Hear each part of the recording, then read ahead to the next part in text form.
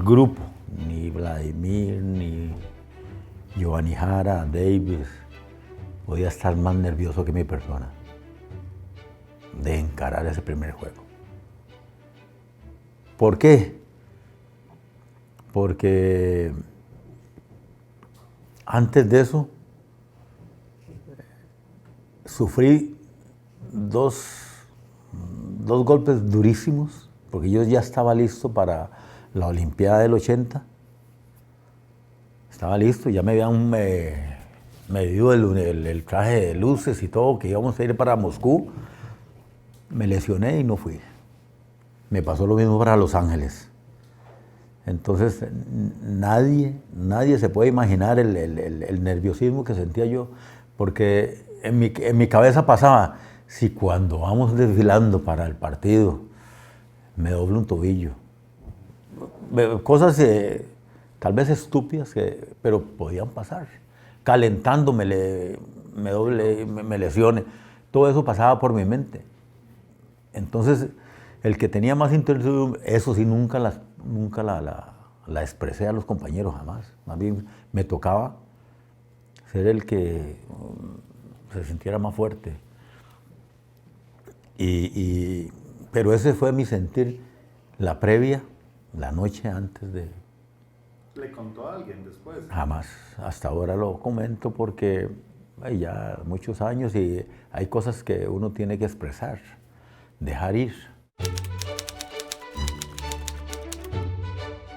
¿Usted sentía en la atmósfera que todo el mundo estaba como concentrado? O sea, había muy poco contacto así de visual, en el sentido de que te miraba a vos y te preguntaba que cómo estaba, no. Buenos días, y cada uno como tratando de desayunar rápido y preparar. Estábamos totalmente concentrados. Eso yo creo que es parte, digamos, de la concentración que eso amerita, o sea, que tiene que darse para que usted pueda concentrarse y repasar lo que usted tiene que hacer como parte del engranaje de 11 que van de inicio y los cambios que puedan darse. Entonces, se notaba totalmente de que ya había llegado la hora cero y de que cada uno había que evitar bromas, había que evitar cualquier comentario que pudiera despertar o sacarnos de aquella concentración. Un ambiente muy pesado, de mucha seriedad, de mucha, yo diría que hasta solemnidad. Los muchachos muy compenetrados en lo que estaban. Yo siempre he querido exaltar las cualidades de ese grupo.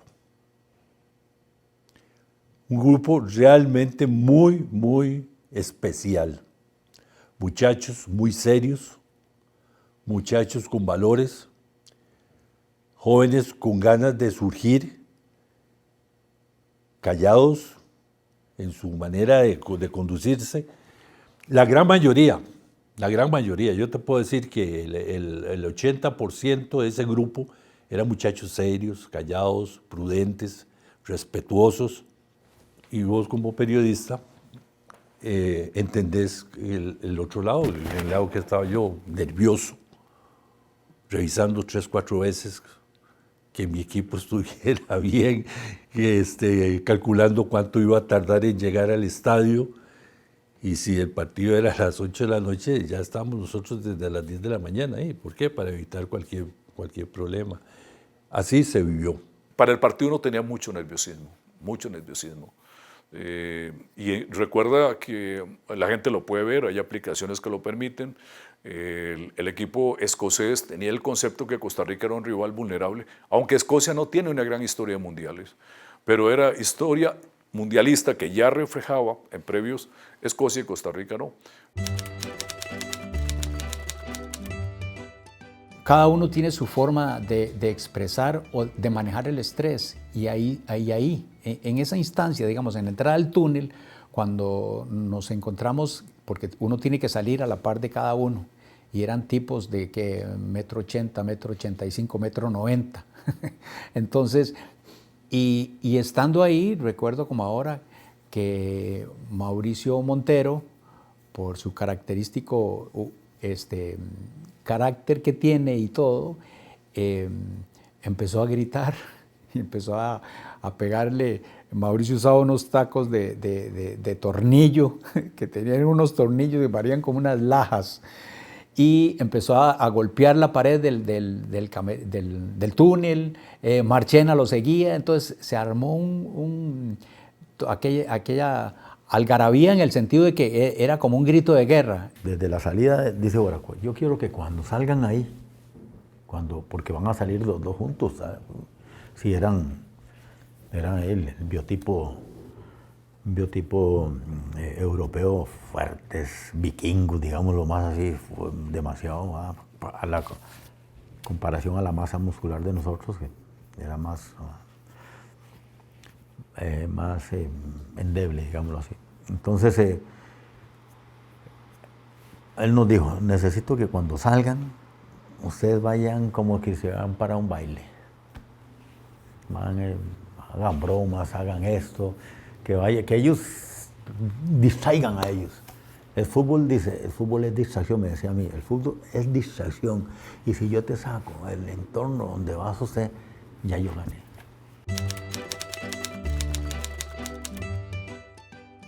No hay palabras para describir eso. No hay palabras para describir eso. Usted no puede imaginarse la emoción que lo embarga uno cuando escucha el himno nacional fuera de su país. Y uno entiende, o uno, tal vez, sí, uno entiende que uno está ahí representando el país, ellos como jugadores y uno como periodista tratando de dar lo mejor de uno mismo, ¿verdad? Y entonces es una lucha, es un conflicto de sentimientos tremendo, ¿verdad?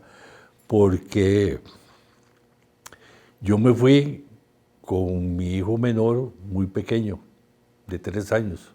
Entonces, en instantes, escuchando el himno, yo me acordaba de mi país, me acordaba de mi hijo, por otro lado, el montón de gente, ese estadio llenísimo. Yo debo reconocer, y lo veo ahora en los videos, yo no podía cantarlo.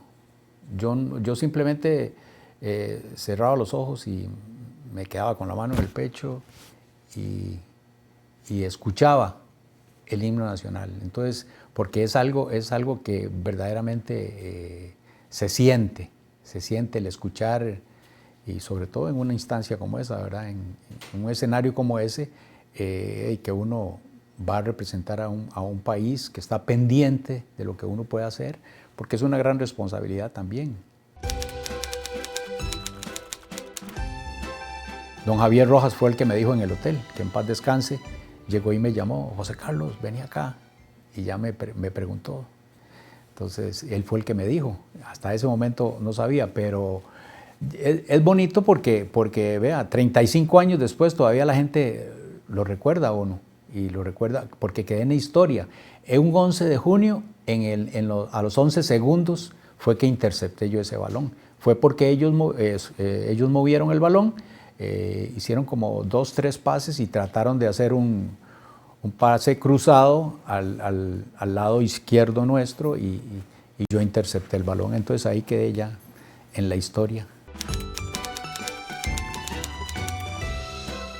La presión la tenían ellos en el sentido de que era como obligatorio que nos ganaran, pero nosotros también queríamos mantener el 0-0, que era lo primero que queríamos, y por eso siempre lo trabajamos mucho, el orden que teníamos que tener, el apoyo que teníamos que tener como grupo. Entonces, el primer tiempo, al quedar 0-0, nosotros sabíamos que el segundo tiempo iba a haber mucho más presión. Entonces, Bora lo que nos dijo era que tranquilos, que estábamos haciendo las cosas bien, que mantuviéramos la concentración y que teníamos que ir a darlo todo en el segundo tiempo. En Costa Rica se agigantó una figura, Gabelo Conejo, y luego la línea defensiva y el trabajo del equipo, ¿verdad? Un equipo que por momentos era tímido hasta que marca aquella gran jugada que traen Oscar Ramírez, Marchena, Claudio Jara, Callazo y gol. El que sale con la jugada es José Carlos, ¿verdad? sale con Oscar y para allá, la cambia y ve otra vuelta y cae donde Héctor y arranca Héctor y después se para y no sabe para dónde agarrar. Digo yo, porque es el gesto que hace y ya no me puedo volver y a quién se la doy y no tengo allá, no tengo acá. Y vio el espacio y se mete y se la da a Jara. Y Jara sí tenía una mejor percepción del movimiento que hacía él normalmente arriba. Y seguro él vio que Callazo estaba atrás. Y él cuando ve que lo van a apretar, ¡paca! Y Callazo, eso es una locura. Cuando usted ve que se da el taco, usted ya dice, dijo, gol. No, hombre, yo no, hasta que no entró. Porque la bola le pasa al portero por todo el cuerpo. La euforia va más que todo porque hicimos el gol, porque vamos ganando, pero no porque uno empiece a pensar que le vamos ganando a Escocia, que esto, no hay tiempo para eso. Uno está concentrado en el partido y vive el momento ese especial de que todos, de la felicidad de que vamos ganando, pero también no perdemos la perspectiva de lo que puede pasar, de lo que puede después de ese gol significar toda la presión que íbamos a tener, porque ellos ya era una presión que quizás nunca pensaron que iban a tener contra un equipo como nosotros. Yo me desbordé porque uno aprende a ser muy controlado. El partido lo lleva el narrador. El narrador es el que lleva el grito de gol. Mario MacGregor, pa. Y después viene el comentario, Javier hacía de 1, yo hacía de 2. Y yo, en un momento, yo dije gol. Y en las grabaciones de Colombia se nota. Yo no me pude controlar, o sea, era una euforia y una alegría, porque había vivido los mundiales precedentes del 74 y Costa Rica estaba arrancando con gol. Después seguía, como te digo, la administración de juego, la responsabilidad y el manejo. Pero fue un momento de esos que para uno significaba mucho, porque además era ponerse adelante en el marcador, o sea, pum, Costa Rica pegaba y usted inmediatamente, como pasa en ese tipo de partidos, a uno se le abre una ventana de ilusión, pero hay que transitar ese camino y después vendrá todo lo que significa, obviamente, el juego. Y eso fue una locura, porque eso fue saltos, gritos, lágrima, abrazos, otra vez saltos, gritos, abrazos. Y después sostener, ¿verdad? La tensión de sostener ese partido, los centros y la multiplicación de la defensa y el trabajo de Gabelo Conejo hasta consumar la victoria y celebrar esa victoria. Cuando íbamos para desahogarnos del gol ahí nadie entra. Ahí nadie entra. No podemos cometer errores, nadie entra. Este partido es nuestro ya.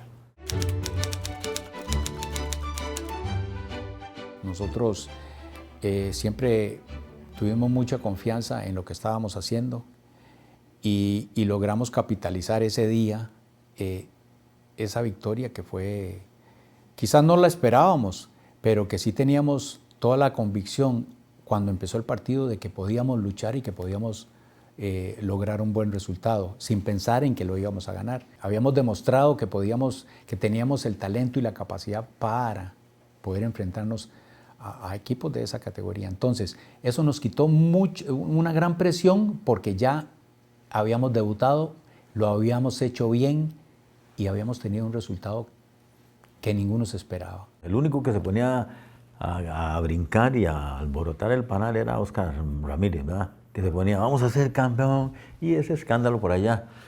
Pero nosotros dejamos, ¿cómo están Héctor, Claudio, Gabelo? Yo creo que también, y ¿cómo estará el país? Y no había comunicación. No es como hoy que puedes ver fotografías, videos, era muy poco. Nosotros no teníamos acceso a fotografía más allá de los relatos y lo que le decían a uno, que era una locura. Recuerden que en esas épocas las llamadas telefónicas internacionales eran muy caras. Yo quería ver, por ejemplo, en las calles qué pasaba, por ejemplo, en mi querido San Rafael de Alajuela, quiénes salieron a festejar. Y a uno le decían, todo el mundo se tiró a la calle, sí, esto fue una locura, esto fue una fiesta. Celebramos en el camerino, hicimos la bulla que tuvo que hacerse y todo, e inmediatamente ya cuando íbamos ya en el bus, bueno muchachos, ahora sí, tenemos que pensar en lo que viene. Era el 16, eran 5 días después el partido. tenía que haber una recuperación por parte del cuerpo técnico, la parte, digamos, masajistas y eso, muy minuciosa en cada uno de nosotros, porque repito, muchos de nosotros terminamos con calambres por el esfuerzo físico que se dio y el tiempo de recuperación era muy importante. Entonces, eso, esa euforia que sentíamos eran momentos muy cortos porque estábamos empezando. La entrega de los jugadores, la seriedad con que entrenaban, la responsabilidad como se comportaban, que ahí no hubo ninguna fiesta, ninguna celebración, sino hasta que terminó el campeonato mundial. Yo me puse a pensar, ¿será posible que esta actitud le permita a Costa Rica dar una sorpresa? Ese era el pensar mío. Y bueno, después de ese partido yo creí que sí podía ser